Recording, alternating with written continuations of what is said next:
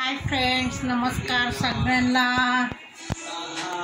तर बघा आमच्या घरात चालले काय जेवण पण आणि शिवपुराण पण ऐकताय मित्रांनो।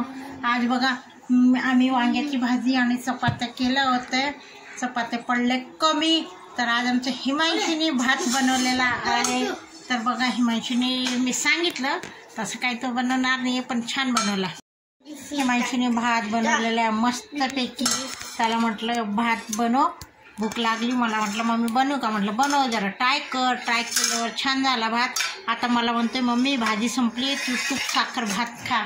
त्याला खायचंय तूप साखर भात म्हणून तो माझं नाव सांगते। तेल तिखट मीठ पण चालतं। हे बघा तेल तिखट मीठ, बघा एक प्लेट खाऊन आला, भाजी खाल्ली, भाजी आणि भात खाल्ला, मसाला। त्याला वांगे आवडत नाही, तर नुसतं वांग्याचं रस्सा आणि हे खातोय।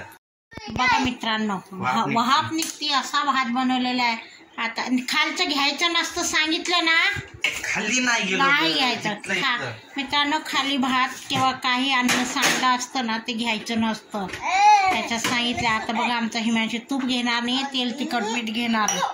तर आता चला मी पण खाते थोडंसं दूध भात किंवा तूप भात खायचं का,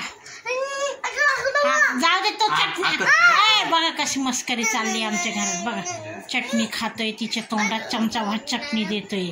आमचा हिमांशू ना लई मस्तीखोर झालाय, काय करा, सुट्ट्या लागल्यापासून जास्ती आगाऊपणा करायला लागला। चला मित्रांनो या जेवायला। पांढरा भात खायला। हा काय पांढरा मसाला भात, पांढरा मसाला भात असतो का, नुसतं मी नाव दिलंय ह्याला फिक्क भात, अरे मीठ नको टाकू।